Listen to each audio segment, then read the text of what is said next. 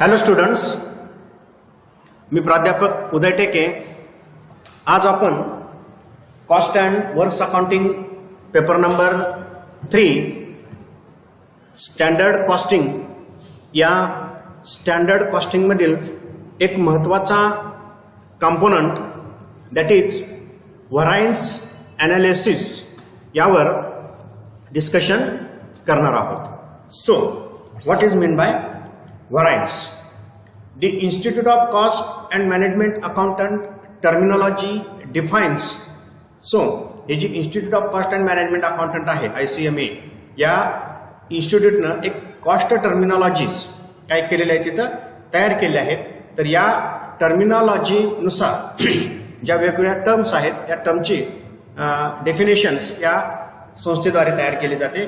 तर या संस्थेनं या व्हरायन्सची डेफिनेशन काय केलेली आहे? Defines variance as the difference between a standard cost and the comparable cost incurred during a given period. काय आहे डेफिनेशन?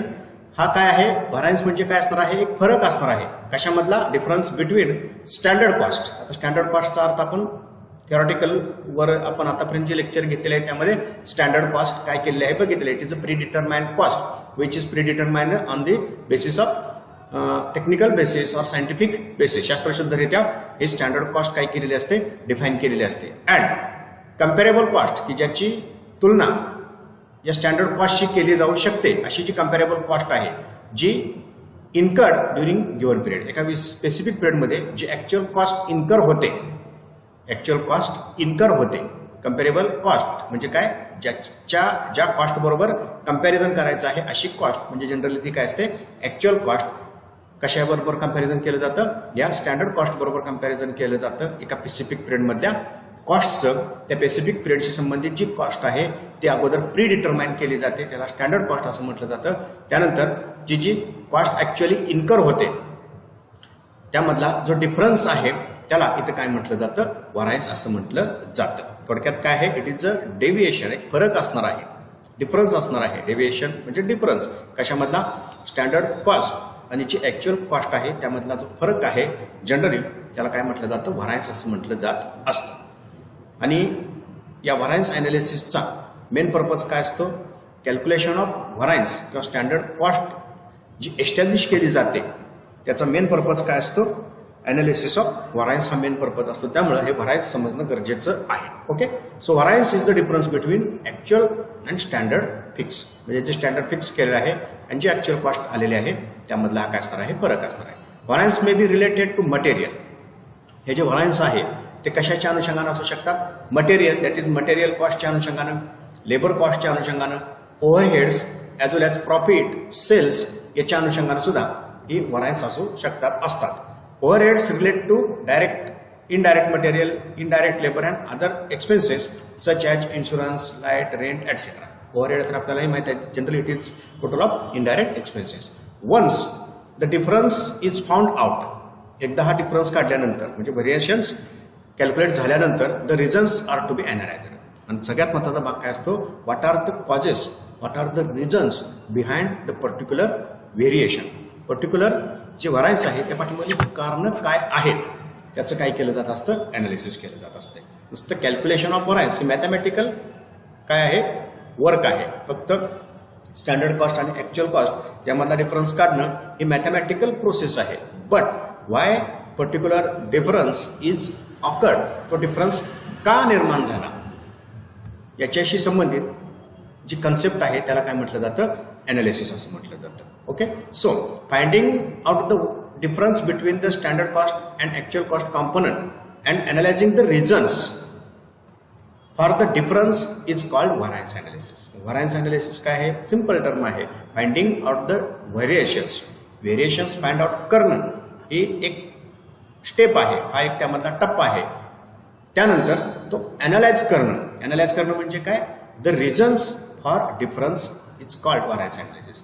त्याच्या पाठीमागं कारण काय आहे? ती व्हेरिएशन्स का निर्माण झाली याचा शोध घेणं त्याला इथं काय म्हटलं जात असतं? व्हरायन्स ॲनालिसिस असं म्हटलं जातं. सो पर्पज काय असणार आहे व्हरायन्स ॲनालिसिसचा? Variance analysis is the process of analysing variance by subdividing the total variance in such a manner that the management can assign responsibility for the department or for the departure from the standard performance. So काय आहे याचा purpose? Generally management can assign responsibility for the departure. का ती निर्माण झाले त्याची जी responsibility आहे for the departure, म्हणजे डिपार्चर याचा अर्थ काय, ते व्हरायन्स का निर्माण झालं या अर्थाने डिपार्चर हा शब्द वापरलेला आहे. म्हणजे त्याला कोण जबाबदार आहे? जनरली डिपार्टमेंट असेल, स्पेसिफिक एम्प्लॉई असेल, ती जी रिस्पॉन्सिबिलिटी आहे ती काय केली जाते, इथं असाइन केली जाते, जबाबदारी ठरवली जाते फॉर द स्टँडर्ड परफॉर्मन्स. म्हणजे जो स्टँडर्ड परफॉर्मन्स आहे त्या स्टँडर्ड परफॉर्मन्स ॲक्च्युअल परफॉर्मन्स त्याप्रमाणे नसेल तर त्याला कोण जबाबदार आहे ते काय केलं जातं, मॅनेजमेंटद्वारा निर्धारित केलं जातं. हा या व्हरायन्स अनालिसिसचा काय असतो, पर्पज असतो, म्हणजे उद्देश असतो. Variance analysis is the foundation for standard costing. म्हणजे थोडक्यात काय, स्टँडर्ड कॉस्टिंगचं जे फाउंडेशन आहे ते काय असणार आहे, व्हरायन्स अनालिसिस असणार आहे. Okay. The purpose of variance analysis is to enable the management to improve operations, increase efficiency, utilize resources more effectively and reduce cost. So, थोडक्यात वन लाईन स्टेटमेंटमध्ये हे पर्पज आपण कसं डिफाईन करू शकतो, इज टू एनेबल मॅनेजमेंट. म्हणजे मॅनेजमेंटला यामुळे काय होते, एक क्षमता मॅनेजमेंटची निर्माण होते. कशाच्या अनुषंगानं? To improve operations. म्हणजे व्यवसाय संस्थेची जी ऑपरेशन्स आहेत, हाऊ टू इम्प्रूव्ह ऑपरेशन्स, मॅनेजमेंटला याविषयी काय मिळतो, गायडन्स मिळतो. Increase efficiency. जी इफिशियन्सी आहे, डिपार्टमेंट असतील, वेगवेगळे जे काही कॉस्ट सेंटर्स आहेत त्याची जी इफिशियन्सी आहे ती इन्क्रीज होत असते या व्हरायन्स अनालिसिसमुळे. कॉजेस समजतात. Utilise resources more effectively. जे रिसोर्सेस आहेत, generally man, material, machines, these are the basic resources. ते रिसोर्सेस जे आहेत ते प्रभावीपणे इफेक्टिव्हली काय केले जातात, वापरले जातात आणि त्याचा सगळ्याचा परिणाम काय होत असतो, रिड्यूस कॉस्ट. म्हणजे व्हरायन्स अनालिसिसमुळे काय होतं, मॅनेजमेंट एक पात्र ठरतं किंवा मॅनेजमेंटमध्ये ती क्षमता निर्माण होते. कोणती क्षमता निर्माण होते? How to improve operations, how to increase efficiency, how to utilise resources effectively and how to reduce cost. या अनुषंगानं मॅनेजमेंटमध्ये काय होत असते, एक ती क्षमता, स्किल, कॅपॅसिटी, क्वालिटी मॅनेजमेंटमध्ये ती येत असते. Standard costing is very important in controlling the performance to achieve planned profits. म्हणजे जो तुमचा प्लॅनड प्रॉफिट आहे तो जर तुम्हाला अचीव करायचा असेल तर हे जे स्टँडर्ड कॉस्टिंग टेक्निक आहे ते काय असतं, ते कंट्रोल करण्यासाठी महत्त्वाचं ठरत असतं. There are number of reasons which gives rise to variance and the analysis will help to locate the reason and person or department responsible for it. Standard costing through काय होणार आहे, there are number of reasons. वेगवेगळी कारणं काय असतात इथं व्हरायन्सच्या अनुषंगानं असतात. म्हणजे जी व्हरायन्स निर्माण होतं, राईज गिव्ह राईज टू व्हरायन्स, जे व्हरायन्स इथं क्रिएट होतं ते निर्माण होत असतं, बरोबर आहे. त्याच्या पाठीमागं वेगवेगळी काय असू शकतात, तिथं कारणं असू शकतात. अँड द अनालिसिस, जर त्याचं विश्लेषण केलं will help to locate the reason. विश्लेषण केलं तर प्रत्यक्ष नेमकं त्याच्या पाठीमागलं कारण काय आहे, कोण त्याला पर्टिक्युलरली जबाबदार आहे, and person or department responsible for it. म्हणजे कोणता विभाग, कोणता व्यक्ती त्याला काय आहे, जबाबदार आहे, हे स्टँडर्ड कॉस्टिंग थ्रू काय होत असते तर तुम्ही फिक्स करू शकता. For the purpose of control the reason of variance must be calculated immediately. जर तुम्हाला कंट्रोल करायचं असेल तर व्हरायन्स का निर्माण झाले त्याचं जे रिझन आहे ते काय झालं पाहिजे, इमिजिएटली लोकेट झालं पाहिजे. कारण नेमकं कळालं तर तुम्ही त्याच्यावर काय करू शकता, उपाय करू शकता, ते कंट्रोलमध्ये राहू शकता. Causes must be inquired into and remedial measures are quickly taken. म्हणजे कॉजेस जर समजले पटकन तर लगेच जे रेमेडियल ॲक्शन्स आहेत, उपाय जे आपण म्हणतो ते दूर करण्यासाठीचे, ते लगेच काय करू शकता तुम्ही इथं ॲक्शन्स घेऊ शकता. आणि कॉस्ट कंट्रोलचं जे मेन पर्पज आहे, इफिशियन्सीचं जे मेन पर्पज आहे ते काय होत असतं, साध्य होत असतं. ओके.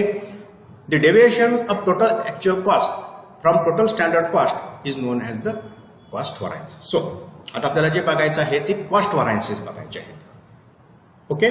सो एक कॉस्ट व्हरायन्स म्हणजे काय, the deviation total actual cost, जी टोटल ॲक्च्युअल कॉस्ट आहे फ्रॉम टोटल स्टँडर्ड कॉस्ट, जी टोटल स्टँडर्ड कॉस्ट आहे आणि ही टोटल ॲक्च्युअल कॉस्ट आहे, यामधलं जे फरक आहे जनरली त्याला काय म्हटलं जातं, टोटल कॉस्ट व्हरायन्स असं म्हटलं जातं. आणि जी टोटल कॉस्ट आहे ते कशाचा परिणाम असते, it is a total of direct material, direct labour आणि ओव्हरहेड या सगळ्यांची मिळून काय क्रिएट होत असते, टोटल कॉस्ट होत असते. त्यामुळं व्हरायन्स अनालिसिस करत असताना आपल्याला मटेरियलचं व्हरायन्स अनालिसिस करायचं आहे, लेबरचं व्हरायन्स अनालिसिस करायचं आहे म्हणजे लेबर कॉस्टचं आणि ओव्हरहेड्स, परंतु अभ्यासक्रमामध्ये आपल्याला ओव्हरहेडचा विचार करायचा नाही. सो हे जे व्हरायन्स आहेत त्याचं कॅटेगरायझेशन करत असताना 2 गटामध्ये केलं जातं, फेवरेबल अँड अनफेवरेबल व्हरायन्स. ओके, म्हणजे सकारात्मक आणि नकारात्मक, म्हणजे व्यवसाय संस्थेला फेवर असणारं आणि व्यवसाय संस्थेला फेवर नसणारं. So what mean by favourable, favourable कधी असतं, जनरली एक मॅथमॅटिकल साईन आहेत या फेवरेबल आणि unfavourable. Wien actual cost is less than the standard cost or actual profit is greater than the standard profit, it is known as favorable variance or credit variance. Favorable म्हणजे काय असणार आहे, जर व्हरायन्स कॉस्टच्या अनुषंगानं आपण जर डिफाईन करत असू फेवरेबल, व्हरायन्स जर इन्कम म्हणजे प्रॉफिटच्या अनुषंगानं जर फेवरेबल डिफाईन करत असू तर त्याचा इथे विचार करायचा आहे. Wien actual cost is less than, जर ॲक्च्युअल कॉस्ट ही जर स्टँडर्ड कॉस्टपेक्षा काय असेल, कमी असेल तर ते काय असतं, फेवरेबल व्हरायन्स असतं कॉस्टच्या अनुषंगानं. जर प्रॉफिटच्या अनुषंगाने विचार केला म्हणजे इन्कमच्या अनुषंगानं, actual profit is greater than, that is more than the standard profit, जो स्टँडर्ड प्रॉफिट आहे त्याच्यापेक्षा जर ॲक्च्युअल प्रॉफिट जास्त असेल, मोठा असेल तर त्याला काय म्हटलं जातं, it is known as favourable variance or credit variance. म्हणजे फेवरेबल कोणत्या अँगलने विचार करायचा आहे, if it is related to cost, if it is related to cost then it is called as favourable variance. Favourable variance मग कधी call केलं जाईल, जर लेस दॅन स्टँडर्ड कॉस्ट असेल तर फेवरेबल व्हरायन्स, आणि जर प्रॉफिटच्या अनुषंगानं असेल तर generally more than standard profit, generally it is called as favourable variance. Okay,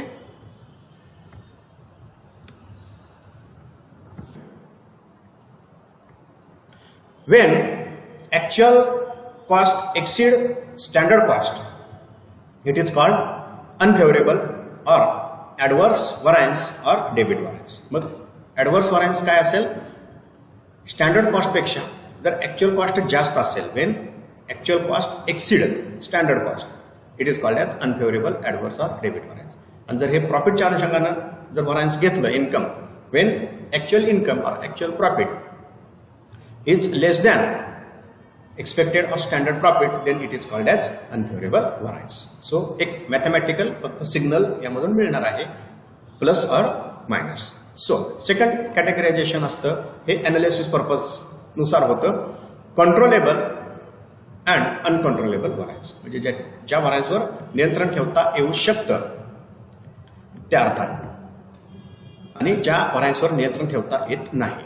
if variance can be identified to a specific person, it is said to be controllable variance. म्हणजे काय आहे, जर हा डिफरन्स म्हणजे variations, variance can be identified to specific person, एका specific पर्सन्सला जर तुम्ही ते व्हरायन्स अटॅच करू शकत असाल, एका स्पेसिफिक पर्सनशी संबंधित जर ते व्हरायन्स असेल, म्हणजे तो पर्सन जर त्याला तुम्ही जबाबदार आहे असं डिफाईन करू शकत असाल, it is a related to particular person, that is particular person is responsible for that particular variance. हे जर तुम्ही आयडेंटिफाय करू शकत असाल, शोधू शकत असाल, निश्चित करू शकत असाल, then it is said as controllable variance. Material used in excess of standard quantity results in controllable variance. म्हणजे जनरली जे मटेरियल युसेजशी संबंधित व्हरायन्स असेल ते काय असतं, कंट्रोलेबल व्हरायन्स असतं. In excess of standard quantity, म्हणजे जी स्टँडर्ड क्वांटिटी आहे त्याच्यापेक्षा जास्त जर मटेरियल वापरलं, स्पेसिफिक जो पर्सन आहे, वर्कर आहे, मटेरियल यूज करणारा, त्याला तुम्ही काय करू शकता, जबाबदार धरू शकता. तो काय आहे, कंट्रोलेबल व्हरायन्स आहे. Here the concern person can take the remedial action, so it is controllable variance. म्हणजे जो कन्सर्न पर्सन आहे त्याच्यावर काय करू शकतो, एक रेमेडियल ॲक्शन्स इथं घेऊ शकतो आणि त्याच्यावर तो नियंत्रण ठेवू शकतो. If the variance is due to factors beyond the control of any individual action, then variance is said to be uncontrollable variance. म्हणजे जे variance due to factors beyond the control of individual action. म्हणजे individual ऍक्शनच्या पलीकडे जर ते व्हरायन्स असेल, म्हणजे ते व्हरायन्स क्रिएट झाल्यानंतर रिस्पॉन्सिबिलिटी फिक्सच करता येत नसेल, त्याला एखादा पर्टिक्युलर पर्सन जर कंट्रोलमध्ये ठेवू शकत नसेल, रेमेडियल ऍक्शन्स घेऊन सुद्धा ते जर कंट्रोलमध्ये राहत नसेल, then it is called as controllable variance. Generally जे प्राइसशी संबंधित व्हरायन्सेस असतात, किंमत ही मार्केटमध्ये निश्चित होत असते. Demand and supply create the prices. त्याचं जे संतुलन असतं, मागणी आणि पुरवठ्यानुसार किंमत ठरत असते आणि या किमतीवर व्यवसाय संस्थेचं नियंत्रण राहू शकत नाही. मॅनेजमेंट त्याच्यावर कंट्रोल ठेवू शकत नाही, एखादी व्यक्ती त्याच्यावर कंट्रोल ठेवू शकत नाही. जनरली प्राइसशी संबंधित जे व्हरायन्सेस असतात, रेटशी संबंधित जे व्हरायन्सेस असतात, ते काय असतात? Uncontrollable. Fluctuations in demand and supply and increase in the labor rate of workers belonging to a particular industry fall in the category of uncontrollable variance as they cannot be controlled by human action. म्हणजे काय, जे fluctuations आहेत demand and supply मधून जे इथं बदल होत असतात, त्यातून काय होत असतं? इन्क्रीज और डिक्रीज होत असतं लेबरची मागणी. त्यातून काय होत असतात? जे लेबरचे रेट आहेत त्यामध्ये बदल होत असतात. जर मागणी वाढली, ऑटोमॅटिक लेबरचे रेट काय होतात? इन्क्रीज होतात. बिलॉंगिंग टू पर्टिक्युलर इंडस्ट्री, एका दिवसाच्या इंडस्ट्रीमध्ये अशी घटना घडू शकते. Fall in the category of uncontrollable variance. हे सगळं अनकंट्रोलेबल व्हरायन्समध्ये येत असतं. कोणताही ह्युमन ऍक्शन घेतल्यानंतर ते त्यावर कंट्रोल ठेवता येत नाही. म्हणजे प्राइस आणि रेटचे व्हरायन्स हे अनकंट्रोलेबल असतात. No person or department can held responsible for uncontrollable. म्हणजे थोडक्यात काय, व्यवसाय संस्थेमधलं कोणतीही व्यक्ती, कोणतंही डिपार्टमेंट अनकंट्रोलेबल व्हरायन्ससाठी रिस्पॉन्सिबल नसतं. आणि जनरली जे व्हरायन्स अनालिसिस केलं जातं त्याचा संबंध कशाशी असणार आहे?